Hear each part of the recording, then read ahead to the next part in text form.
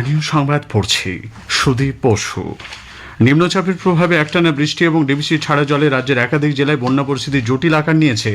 DBC Maithon ও পাঞ্চেত বাঁধ থেকে জল ছাড়ায় দক্ষিণবঙ্গের বহু এলাকা বানভাসী। বর্ধমান থেকে আমাদের জেলা সংবাদদাতা জানিয়েছেন, দুর্গাপুর ব্যারাজ থেকে 2,57,000 কিউসেক জল ছাড়া হচ্ছে।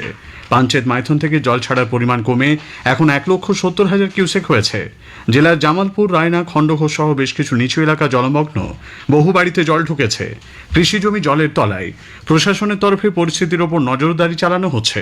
খোলা হয়েছে 24 ঘন্টার কন্ট্রোল রুম। এদিকে গতরাতে জামালপুরে দামোদরে আটকে পড়া 3 জনকে সিভিল ডিফেন্সের একটি দল উদ্ধার করে। 21টি ত্রাণ শিবিরে মোট 3,458 জনকে আশ্রয় দেওয়া হয়েছে। বাঁকুড়া জেলার দামোদর পার্শ্ববর্তী বড়জোড়া, সোনামুখীর মানাচর এলাকার বিস্তীর্ণ অংশ প্লাবিত। দামোদরের জলে ভেসে গেছে 200-রও বেশি বাড়ি। বড়মানা, সাহামানা এলাকায় বিঘার পর বিঘা জমি জলের তলায়।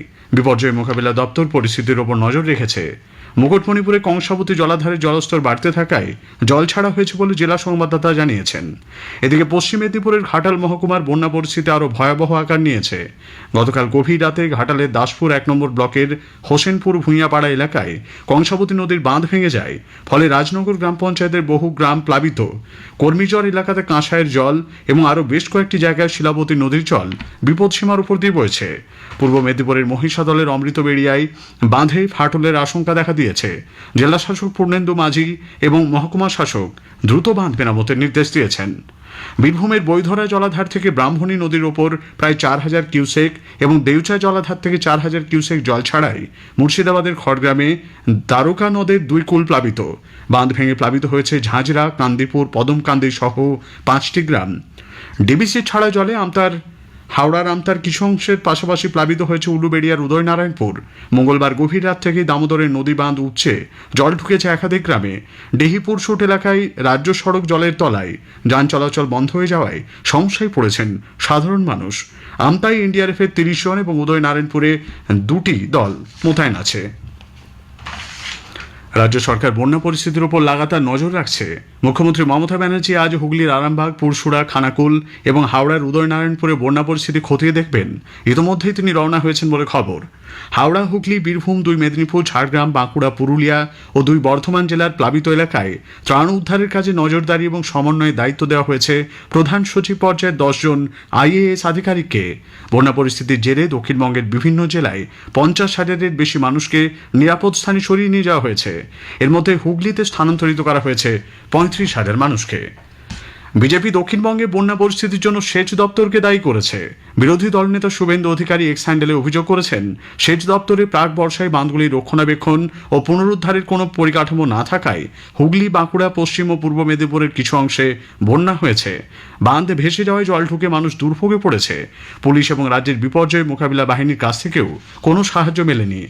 বাঁধগুলি অবিলম্বে মেরামতের জন্য সেনাবাহিনী এবং জীবন ও সম্পত্তিহানি রুখতে জাতীয় বিপর্যয় মোকাবিলা বাহিনীর সাহায্য চাইতে শ্রী অধিকারী মুখ্য সচিবের কাছে আবেদন জানিয়েছেন। আরজিকর কাণ্ডে জুনিয়র চিকিৎসকদের আন্দোলন আজ 39 দিনে পড়ল। গতকাল দেশের শীর্ষ আদালতে আরজিকর মামলার শুনানি ছিল। এর পরিপ্রেক্ষিতে পরবর্তী পদক্ষেপ স্থির করতে গতকালই জেনারেল বডির বৈঠক ডাকা হয়। দাবি আদায়ের লক্ষ্যে আলোচনা চেয়ে আরজিকর ইস্যুতে আন্দোলনকারী জুনিয়র চিকিৎসকরা রাজ্য সরকারকে আরও একবার চিঠি দিয়েছে।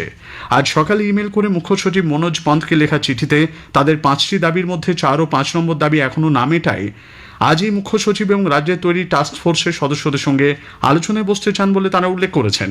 মেডিকেল কলেজগুলিতে ছাত্র সংসদ নির্বাচন করানোরও দাবি তোলা হয়েছে।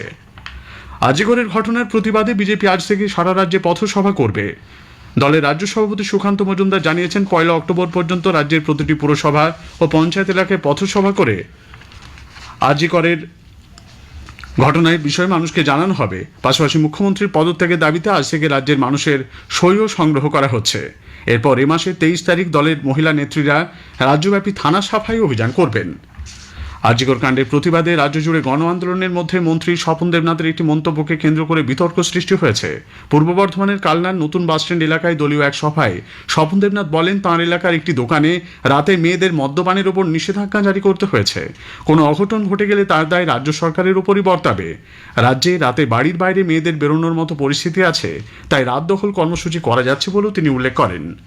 কলকাতার তপসিয়া থানা এলাকা চায়না টাউনে গতরাতে নাগা তল্লাশির সময় এক ট্রাফিক সার্জেন্ট, সিভিক ভলেন্টিয়ার ও পুলিশের গাড়ির চালককে মারধরের ঘটনায় পুলিশ একজনকে গ্রেপ্তার করেছে। ধৃত ট্যাংরা থানার বাসিন্দা বুবাই হাজরাকে আজ শিয়ালদা আদালতে তোলা হবে। স্থানীয় সংবাদ শেষ হলো।